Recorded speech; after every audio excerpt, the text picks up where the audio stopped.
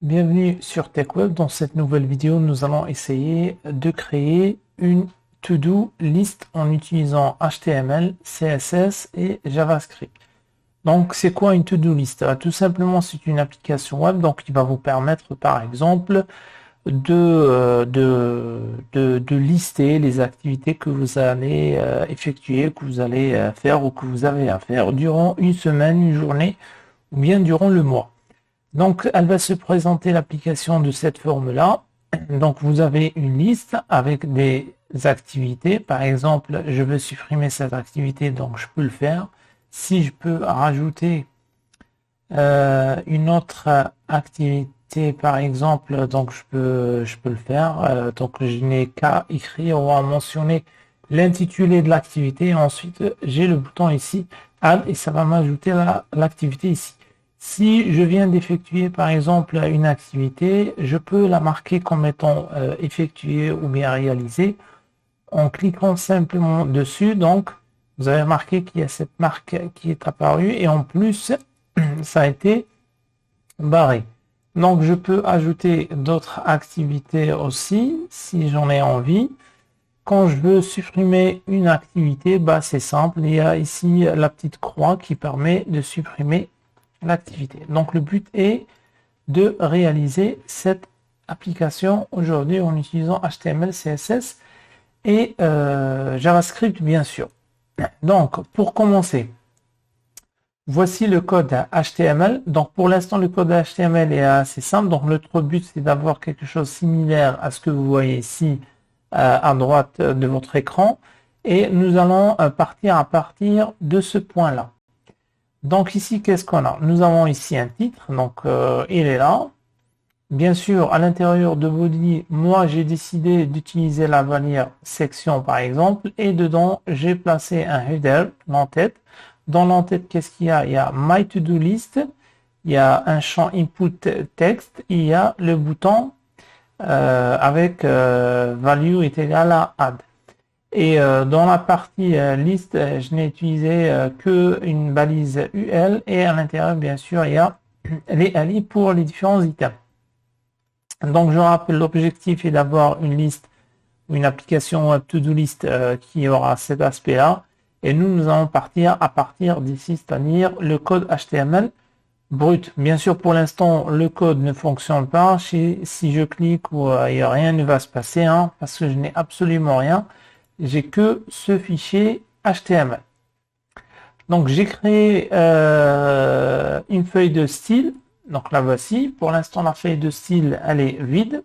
Et donc nous allons essayer de la réaliser ensemble. Donc pour démarrer, donc je supprime les marges et le padding pour l'ensemble des éléments du document de la page web. J'indique aussi que les bordures vont être pris ou considérées dans la largeur également. Donc ça c'est très important.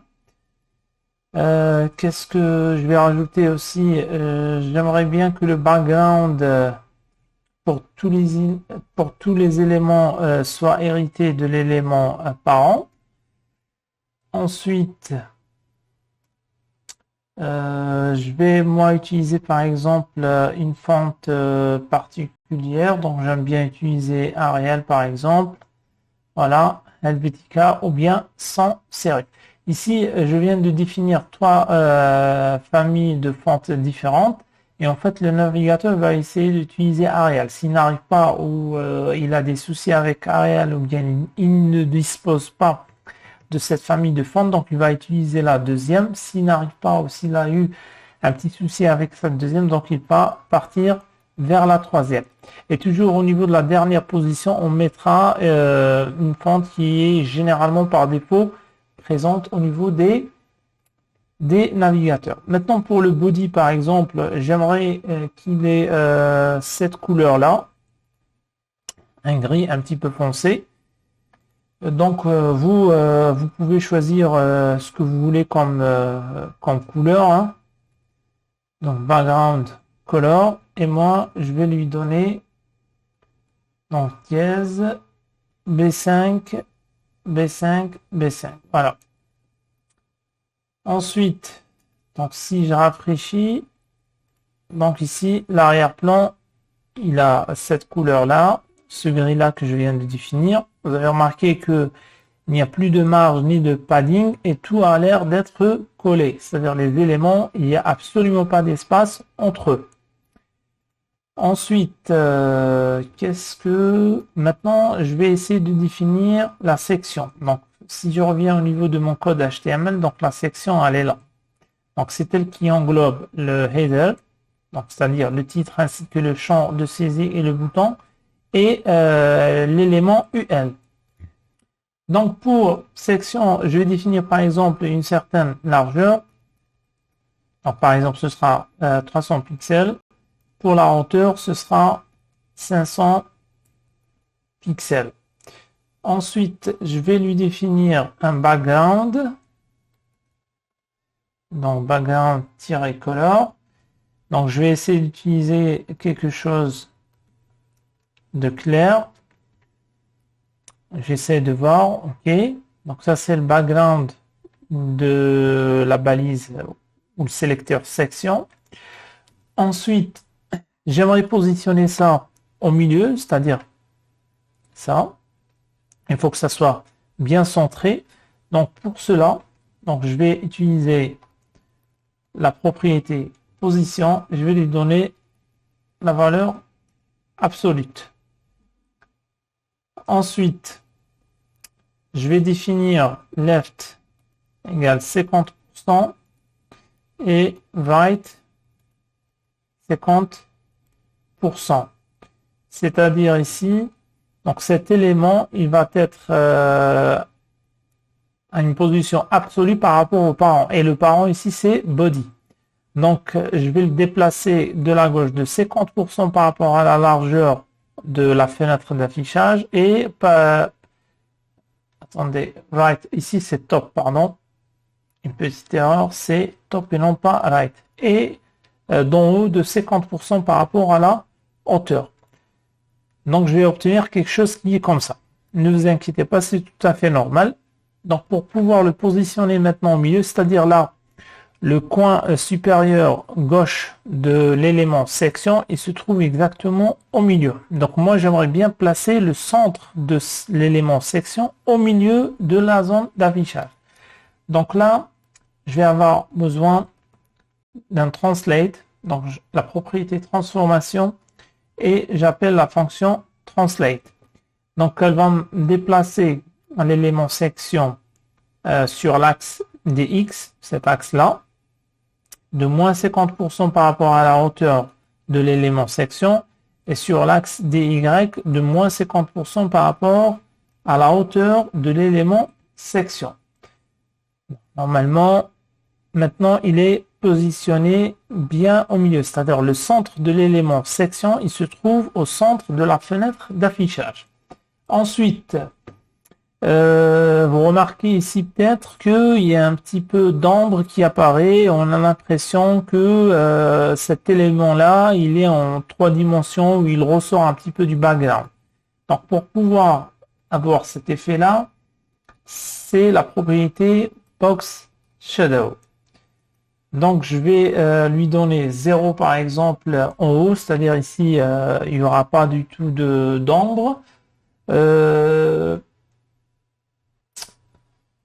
Le bas, je ne me rappelle pas très bien, est-ce que ça c'est le bas? Tout de suite, attendez, on va faire un test. Donc 3, par exemple 6 et ensuite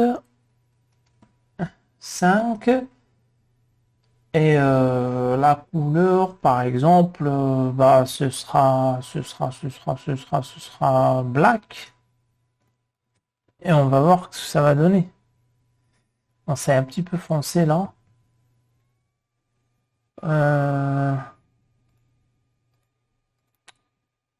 Qu'est-ce qu'on va prendre? Alors, je vais mettre du RGBA. Et je vais rajouter un petit peu de transparence là. Moi, je préfère ça, c'est mieux. Peut-être ça ne se voit pas sur l'écran, mais essayez, vous allez comprendre qu'est-ce que je voulais faire. Donc là, RGBA, là, j'ai rajouté un petit peu de transparence. C'est-à-dire, on arrive à travers l'ombre qui est noire d'apercevoir un petit peu la couleur du background qui est, c'est-à-dire le body qui est gris. Maintenant, on a fini avec le centrage de l'élément section. On va essayer de s'attaquer au header maintenant. Donc, remarquez, le header, donc, il englobe le titre, les deux inputs, la saisie du texte ou des tâches, de la tâche, et le bouton Add. Donc, qu'est-ce qu'on va faire maintenant? Donc, header, déjà, le background ici, il est orange. Donc, nous allons commencer par ça. Background color orange. Ensuite, j'aimerais bien que le texte, donc je vais, avant d'ajouter la propriété, je vais voir qu'est-ce que ça m'a donné. Donc maintenant, ça c'est bon, ok. J'aimerais rajouter un petit peu de padding pour tous les éléments. Donc ce sera 10 pixels qui se trouvent à l'intérieur de header, ok. Maintenant, j'aimerais que mes éléments soient centrés.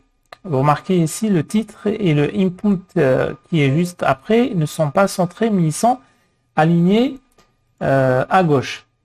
Donc ici, la propriété, c'est text align center. Voilà, maintenant c'est centré. Donc qu'est-ce qu'il reste à faire? Maintenant, nous allons un petit peu ajouter un petit peu de padding pour l'entête, pour le titre de niveau 1. Donc, on va rajouter un petit peu de padding. Je vais en mettre par exemple 10. D'accord, maintenant c'est mieux. Et ensuite, nous allons nous attaquer à l'input maintenant. Donc, pour l'input, qu'est-ce qu'on va en faire? Je vais voir un petit peu à quoi je dois m'attendre. Donc, ce sera un background blanc pour l'input. Maintenant, ce n'est pas le cas. Maintenant, il prend la couleur du background du parent.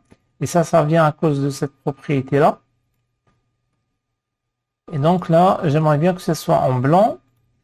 Et d'accord, pour le bouton, c'est un petit peu différent. Donc, on va commencer d'abord pour ça, pour l'input texte. Donc ici, je vais mettre un seul sélecteur input. Je vais commencer par le background color. Donc, ce sera white. Ensuite, margin, ça va rester 0 à 0, donc je n'ai pas à le redéfinir. Je ne souhaite pas avoir de bordure, par exemple.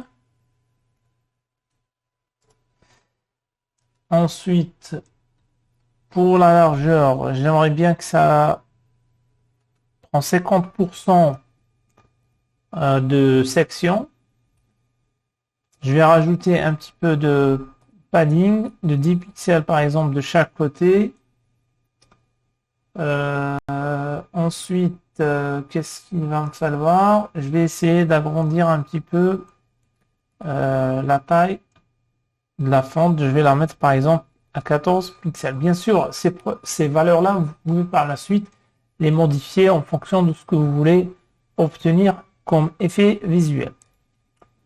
D'accord, ça ne ressemble absolument à rien, mais il ne faut pas s'inquiéter parce que le plus important pour moi, c'est le input. Donc, vous voyez un petit peu, puisqu'il est sélectionné, il y a une bordure tout autour qui est bleue qui apparaît. Hein.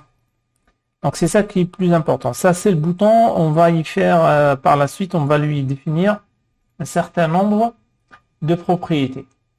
Qu'est-ce qu'il manque maintenant? Puisqu'on y est, on n'a qu'à définir les propriétés du bouton. Donc, les boutons, je vais utiliser input type égale submit. Donc ça, c'est un sélecteur d'attributs. Là, on est en train de cibler tous les éléments input qui ont l'attribut type égale à la valeur Submit. Donc, par exemple, pour le bouton, j'aimerais bien qu'il ait une largeur de 30% seulement. De 30% seulement. Ensuite, j'aimerais que le curseur ait l'apparence d'un pointeur quand on est sur le bouton. Nous allons déjà vérifier ça. Donc, vous voyez, ça s'est arrangé. Ensuite, qu'est-ce qu'il va nous falloir? Donc, je reviens sur l'application qu'on souhaite développer. Donc, vous remarquez ici, le bouton, la couleur du background a la même couleur que celle du parent. Et la bordure, elle est en blanc, mais par contre, la bordure, elle est arrondie. Donc, il va nous falloir d'autres propriétés. Telles que la propriété, je crois que c'est border radius. Et là, on va lui dire 10 pixels. Et on va voir ce que ça va donner. Je pense que 10 pixels, ce n'est pas assez. Donc, je vais en prendre 20 par exemple. Là, c'est beaucoup mieux. Ensuite, j'aimerais bien que le background il soit orange, c'est-à-dire celui de section qui est le parent. Donc, il est orange. Par contre, il me manque des bordures. Donc, border. Et nous allons définir, par exemple, l'épaisseur de 3 pixels en ligne continue solide et de couleur blanche, white. Donc ça c'est fait. Maintenant, il reste le texte qui est à l'intérieur. Ça c'est la propriété color white. Voilà. Voilà, maintenant c'est fait. Donc je pense qu'on a terminé avec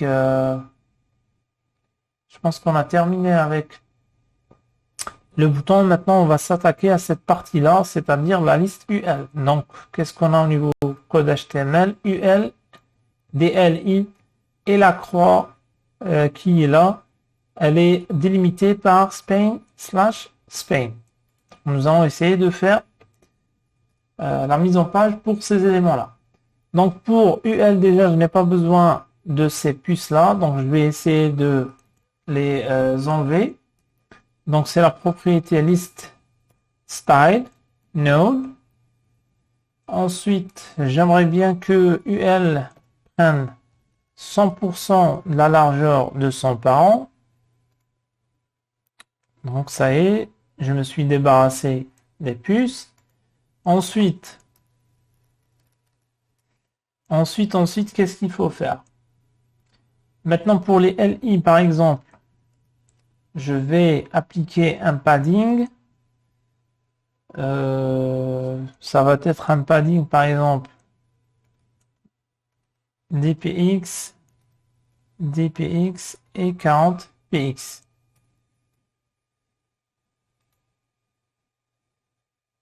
D'accord. Donc 10 du haut, 10 de ce côté-là, 10 du bas et 40 à droite. Donc ça commence du haut, je pense. Hein. Top.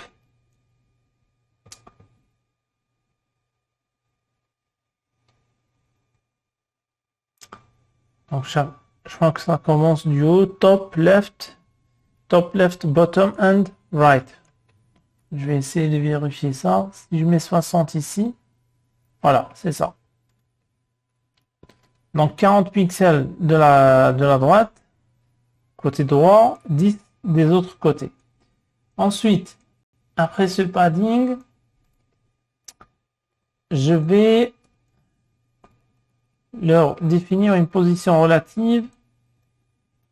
J'en ai besoin par la suite parce qu'en fait, à l'intérieur, j'ai un span et j'aimerais bien que ce span soit positionné de façon absolue à l'intérieur de LI. Donc, pour pouvoir utiliser la propriété position avec la valeur absolue, il faut que le parent ait la propriété relative. Donc, qu'est-ce qu'on va faire maintenant? Donc, ça, c'est fait. Donc, la croix, on va peut-être la laisser pour un petit peu plus tard. Là, maintenant, j'aimerais bien que les éléments de la liste aient une couleur d'arrière-plan de façon alternée. Vous remarquez ici, la première activité, elle a une couleur gris qui est légèrement claire. Ensuite, la deuxième activité, l'arrière-plan, il est pratiquement blanc et ainsi de suite. Donc, comment pouvoir avoir cet effet? Pour l'instant, nous, on n'a pas du tout cet effet. Donc, c'est li int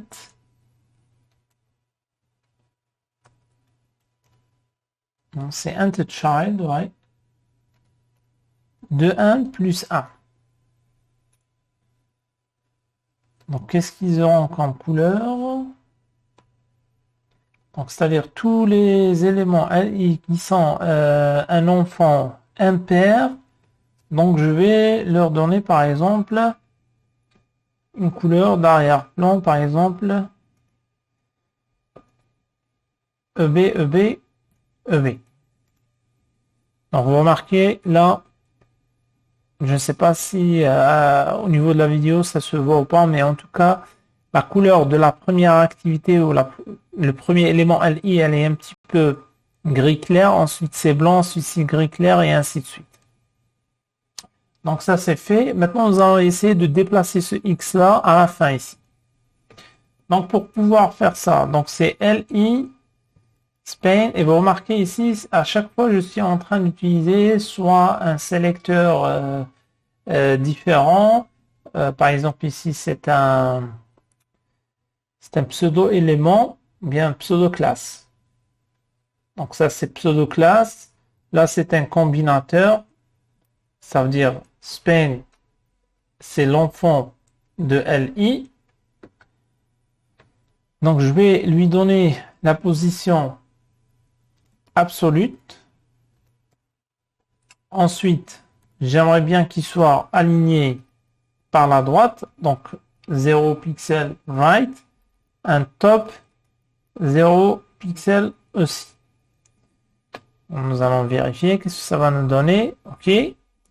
Mais là, il n'est pas du tout bien placé. Donc, il faudra rajouter un petit peu de padding. Donc, padding 10 pixels, 10 pixels, 10 pixels du top, ensuite right. Et donc, maintenant, je crois qu'il est mieux positionné.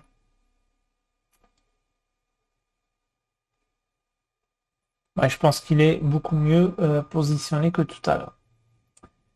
Ensuite, qu'est-ce qu'il y a? Ici, vous remarquez que à chaque fois que je passe la souris au-dessus d'un élément LI, il y a le curseur qui devient un pointeur. Donc ça va indiquer à l'utilisateur qu'il a la possibilité de cliquer sur les éléments. Donc, pour avoir cet effet de curseur, plutôt de pointeur, ben, c'est assez simple en fait. Donc, l'élément LI, hover, ensuite, curseur pointeur. Et je vais rajouter background pour changer, background color pour changer complètement la couleur. Par exemple, qu'est-ce que je vais prendre comme couleur, hein?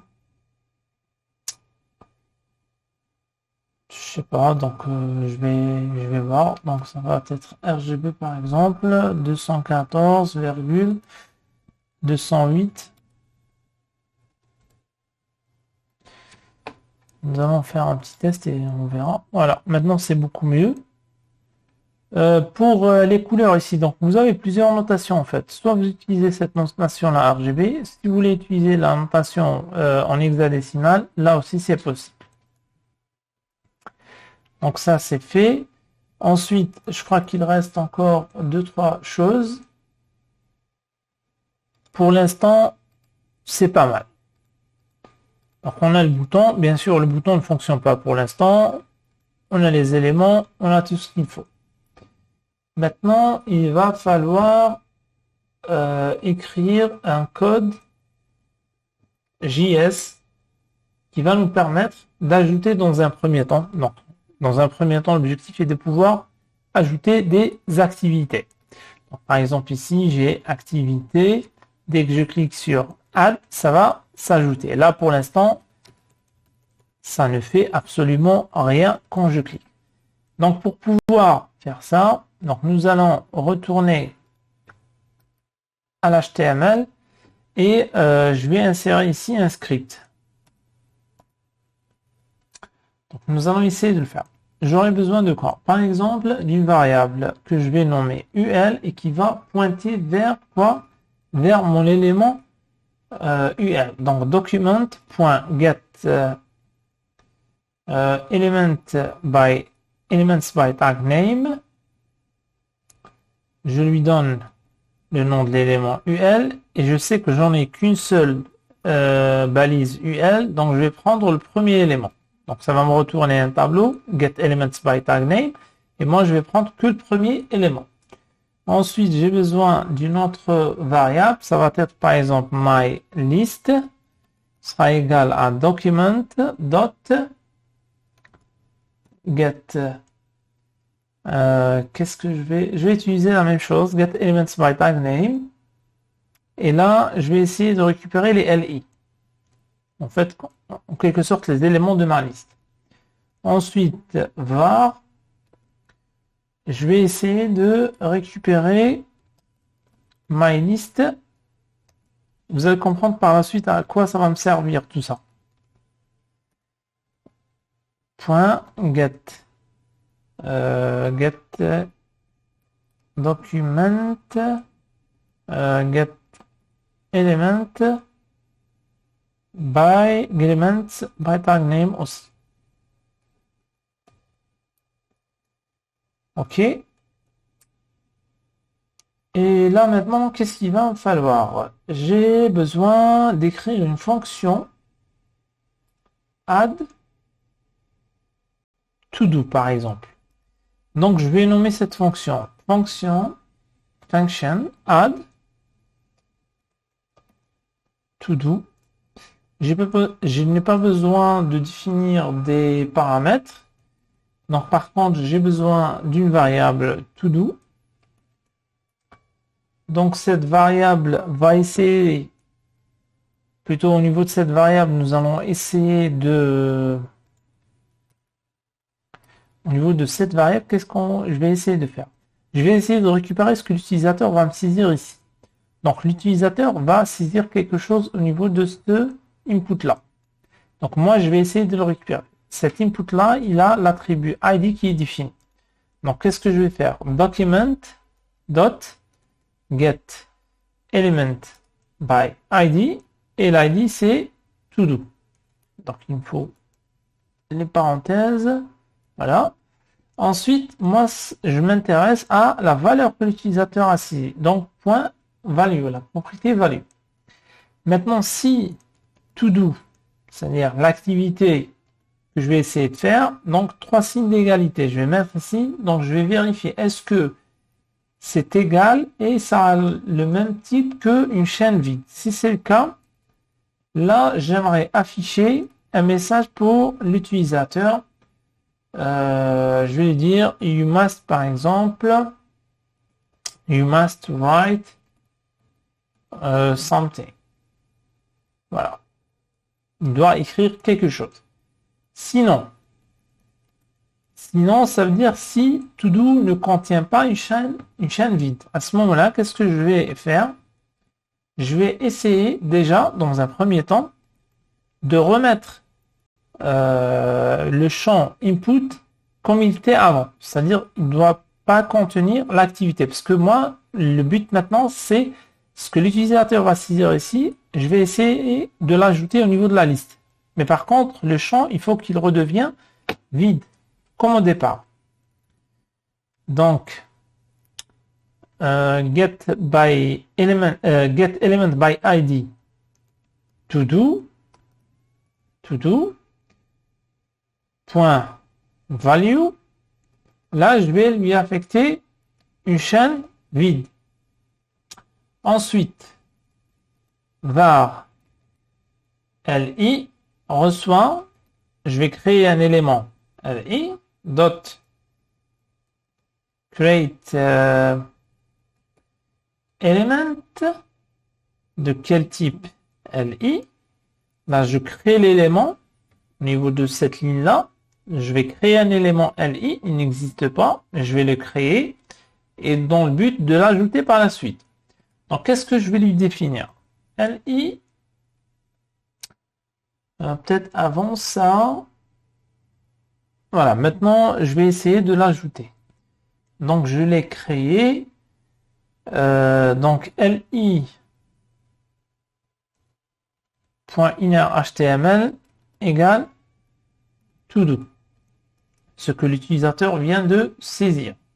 Ensuite, l'élément, il est créé, mais il n'est pas encore ajouté. Donc, je vais l'ajouter à qui? Append, comme étant un enfant, append child, à qui?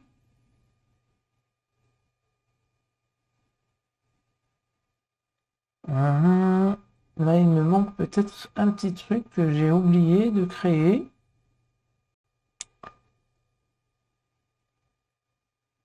J'ai peut-être sauté une petite étape. Je me rends compte qu'il va falloir aussi ajouter la petite croix. Donc, il va falloir créer un autre élément, Spain cette fois-ci. Donc, de la même manière, document dot create element, sauf que cette fois-ci, ce sera un Spain. Bien sûr, il faudra lui donner aussi un contenu, hein. Donc nous allons par exemple mettre X, voilà, plutôt en minuscule. Donc vous voyez ici, hein, regardez ici, il y a aussi ce X là, donc je vais essayer de l'ajouter. Ça, c'est ce que l'utilisateur va me saisir au niveau de l'input. Ok, je l'ai ici, il n'y a pas de problème. Ensuite, je vais créer le span là, qui est ici. Ensuite, ce span, je vais l'ajouter au niveau de li. Et par la suite, ce li, je vais l'ajouter au niveau de ul. Donc ici, après avoir ajouté le x ou la croix, là, je dois ajouter ce span au li que je viens de créer. Ensuite, le li, je vais l'ajouter à ul.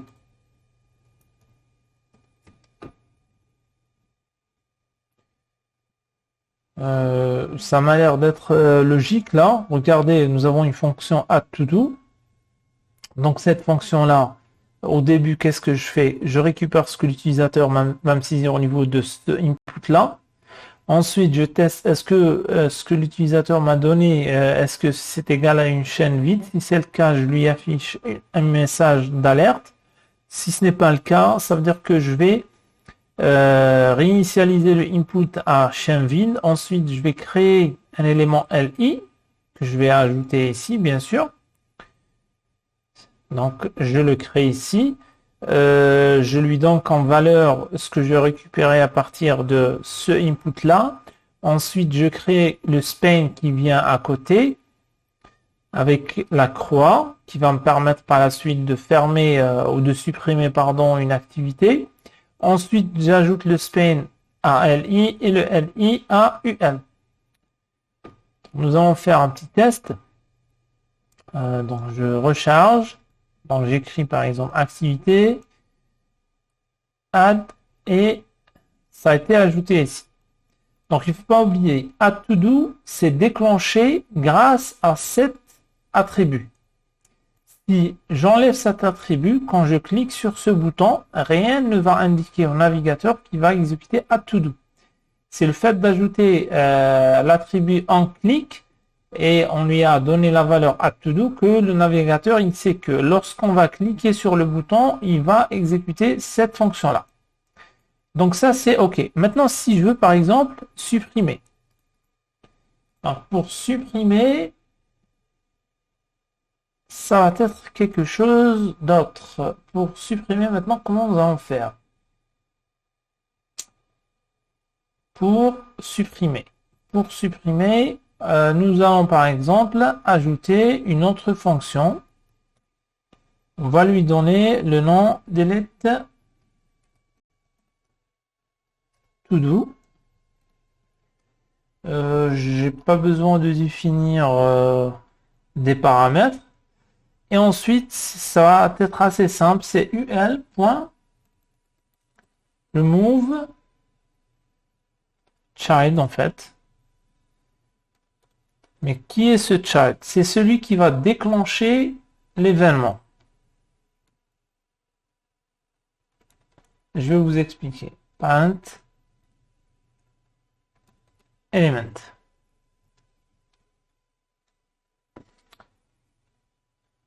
Là pour l'instant, je crois que ça va pas marcher, tout simplement quand je clique, il n'y a rien, tout simplement parce qu'au niveau de Spain, je n'ai pas du tout défini de, comment dirais-je, je n'ai pas du tout défini d'événement. Si je rajoute ici un événement, par exemple, on clique, et je mets ici delete to do, normalement ici, je vais pouvoir... Non, il ne veut pas le supprimer. Pourquoi? Peut-être qu'il y a encore quelque chose qui manque.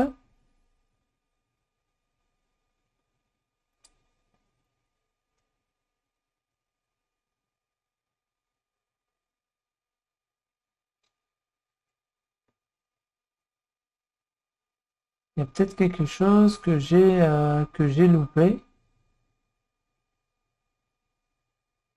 et qu'il ne veut pas prendre en considération.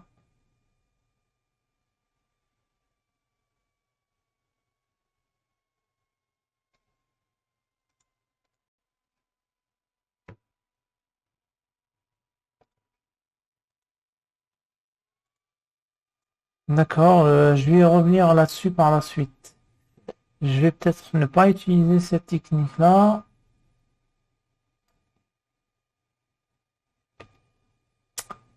Je vais peut-être pas mettre l'événement ici, je vais lui changer d'endroit.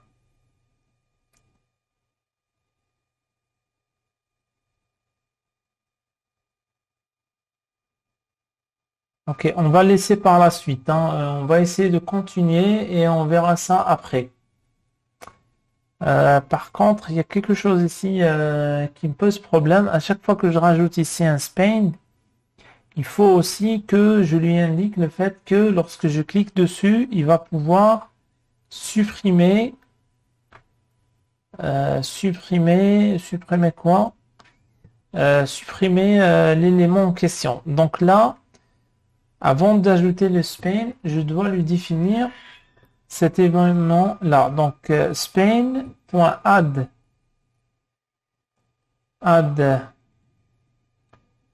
event listener. Là, je vais préciser que c'est lorsqu'on clique dessus.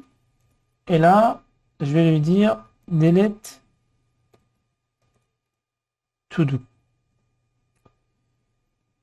D'accord. Ensuite, par la suite, on va revenir sur le fait que on doit supprimer quand on clique ici sur la croix. Il manque aussi quelque chose. C'est lorsque une tâche elle a été effectuée, si l'utilisateur veut la marquer comme étant faite déjà. Donc, il faut qu'elle soit barrée avec cet aspect-là, etc. Donc, comment faire ça? Là, on sera un petit peu obligé de rajouter encore une fonction. Donc, on va l'appeler par exemple, je sais pas, la fonction. Ce sera quoi comme fonction? Ce sera par exemple la fonction checked, par exemple. Donc, ce sera function checked.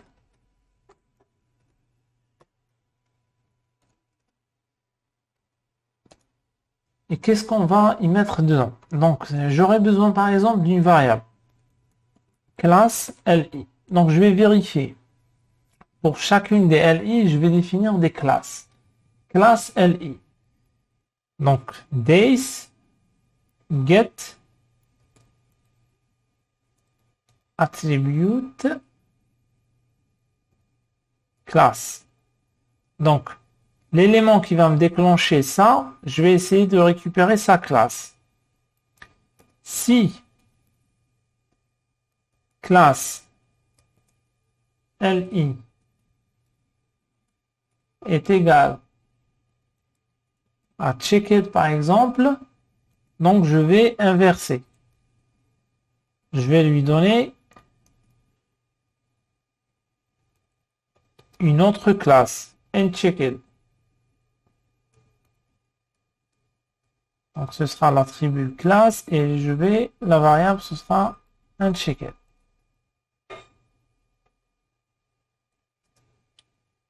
Else, donc days, donc si ce n'est pas égal à checked, ça veut dire c'est par défaut unchecked. Et dans ce cas, je vais affecter ou mettre l'attribut classe à checked. Donc ça c'est pour la fonction checked. Quand est-ce que cette fonction va être appelée? À chaque fois que je vais rajouter une LI, il faut que je précise pour cette LI que add event listener de l'événement en clic ou bien lorsque l'utilisateur va cliquer, c'est la fonction checked. Ah, je comprends peut-être l'erreur de tout à l'heure ici. Non, c'est checked, c'est sans guillemets, pardon.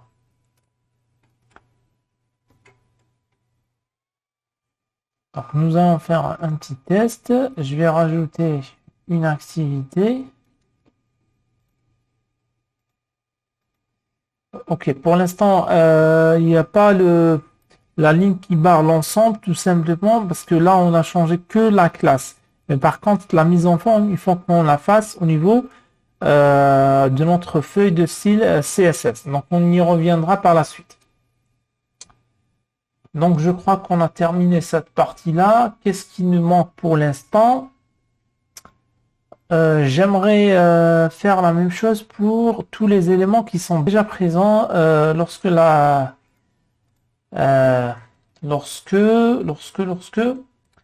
la page elle est chargée initialement. Donc vous remarquez ici, dès le départ, il y a des éléments qui sont chargés par défaut. Donc j'aimerais bien pour tous ces éléments leur appliquer ces gestionnaires d'événements. Donc par exemple, je vais mettre var i est égal 0, virgule i tel que i, tant que i pardon est inférieur à my list.length. Qu'est-ce que je vais faire? I++, je vais incrémenter. OK? Et à l'intérieur, je vais mettre mylist span. C'est-à-dire, je vais boucler sur les spans que j'ai. Je vais leur ajouter add event listener. Donc, ce sera l'événement click et c'est delete to do. Ensuite, je vais faire la même chose pour les LI. Donc, ce sera point add event et ce sera aussi l'événement click. Et par contre, la fonction maintenant, ce sera checked. Donc, je vais faire un petit test là. Maintenant, d'accord, ça supprime. OK. Donc, le problème, il a été résolu. Si je rajoute une autre activité et je veux la supprimer, elle sera supprimée, il n'y aura pas de problème. OK. Donc, par exemple, activité 1, activité 2, de cliquer comme ça et de pouvoir marquer une activité comme étant faite. Là, nous avons défini une classe. À chaque fois que je clique sur un élément, regardez, à chaque fois que je clique sur un élément, c'est cette fonction-là qui est déclenchée, checked. Et cette fonction va vérifier la classe de l'attribut qui a déclenché cet événement. Donc, si sa classe est checked, donc il sera de nouveau dans la classe unchecked. Si la classe elle est unchecked, elle sera checked. Et ça, nous allons jouer sur cet aspect-là au niveau du CSS. Comment nous allons faire ça? Donc, nous allons rajouter quelque chose. Si LI appartient à la classe checked. Donc, je veux par exemple que text decoration, que ça soit barré, par exemple. Je veux que la couleur soit blanche. Donc, vous remarquez ici la couleur. Quand on clique, la couleur devient blanc et non pas noir du texte. Et il faut aussi changer un petit peu le background. Background color, nous allons utiliser une couleur RGB, plutôt une couleur gris un petit peu plus foncée. Donc, nous allons prendre par exemple cette valeur d'RGB, donc 165, 162 je crois. 162, ça va être assez gris. Voilà. Nous allons revenir ici, faire un petit test. Ok. Donc vous remarquez là. Maintenant, il reste le truc là. La petite marque ici comme étant ça a été effectué. Comment faire ça? Là, c'est pas compliqué, mais il faut faire un petit peu de gymnastique là. Là, ça va un petit peu demander un petit peu de travail. Donc, nous allons essayer de faire ça ensemble. Donc, lorsque LI appartient à la classe checked, qu'est-ce qu'on va rajouter avant? Ça, c'est un sélecteur pseudo élément. Donc, content.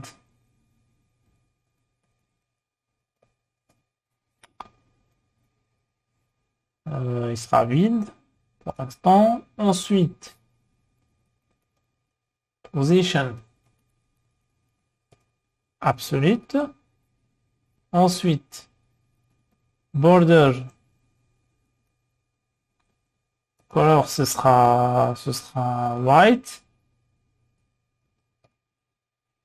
Et border style, ce sera par exemple solide. C'est-à-dire une ligne continue et non pas discontinue.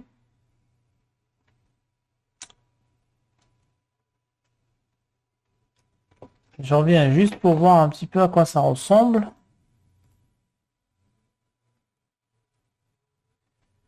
D'accord. En fait, ici, c'est quoi? Imaginez que j'ai un rectangle ici qui est un petit peu incliné. Et j'ai supprimé une partie de ce rectangle. J'ai gardé qu'une partie, qu'un côté. Le côté, je sais pas, le côté gauche par exemple, plutôt le côté gauche et le bas.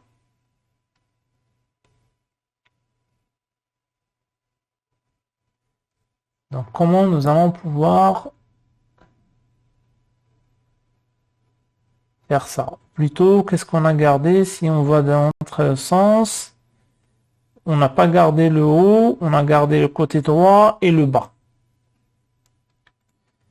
Donc, qu'est-ce que je vais faire? Je vais faire border. Attendez, avant ça, je vais faire un petit test pour voir à quoi ça ressemble pour l'instant. Là, ça me donne un petit carré ici. Ce n'est pas ce que je cherche, il faudra le déplacer. Pour l'instant, ce n'est pas ça, il faut le déplacer. On va mettre top par exemple 10 pixels. Ok, ce n'est pas assez. Ensuite, left 16 pixels. D'accord? Il est là, le petit carré. Donc j'aimerais bien qu'il soit un petit peu plus long, qui prend une certaine longueur. Donc je vais lui donner une hauteur. Height par exemple 15 pixels. Ok, là ça me paraît bien. Je vais essayer de l'élargir un petit peu. Donc, je vais lui donner par exemple 5 pixels. 7 pardon. Donc là il est assez bien. Maintenant je vais supprimer cette bordure là et celle de la droite. Donc je vais définir par exemple border width. Donc je vais dire 0 pixels, 2 pixels, 2 pixels, 0 pixels.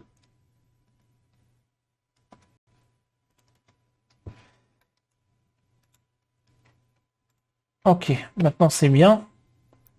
Maintenant il faudra le faire tourner un petit peu. Donc pour pouvoir avoir cet effet, c'est la propriété transform. Tout à l'heure nous avons utilisé translate, là maintenant nous allons utiliser rotate. Je vais mettre 45 degrés. Et je vais vérifier. Ouais, ça m'a l'air bien. Donc on va garder cet angle-là. Maintenant, est-ce qu'il faudra ajouter quelque chose d'autre? Je crois qu'on a terminé. Je suis pas sûr, mais je crois qu'on a terminé. Là maintenant, la tâche n'est pas effectuée. Elle vient d'être effectuée. J'ai effectué aussi le marché. Donc si je veux supprimer par exemple celui-là, je n'ai qu'à supprimer. Si je veux en rajouter une troisième tâche ou une quatrième, je n'ai qu'à cliquer. Si jamais oui, si jamais je clique directement. Voilà, ça va me sortir le message via la méthode alerte. Donc c'est une boîte de dialogue, d'information, d'alerte, de warning, ce que vous voulez. Et le message que j'ai précisé dans le code JavaScript qui est là, il s'affiche bien. Bon, voici. Si maintenant je rajoute une autre activité, donc ce sera possible aussi. Donc bien sûr ça c'était une des solutions possibles pour avoir votre to-do list. Vous pouvez en trouver d'autres, vous pouvez développer votre propre solution et bien sûr toutes les solutions sont correctes du moment où vous arrivez à obtenir ou à répondre aux besoins qui vous ont été précisés au début du challenge par exemple ou bien de l'exercice. Donc sur ça, je vous dis, il faut essayer de pratiquer le maximum. Il n'y a que cette voie qui vous permettra de maîtriser ces technologies de base, HTML, CSS et JavaScript. Et bien sûr, si vous avez des questions ou des remarques, il ne faut pas hésiter à me les laisser au niveau des commentaires.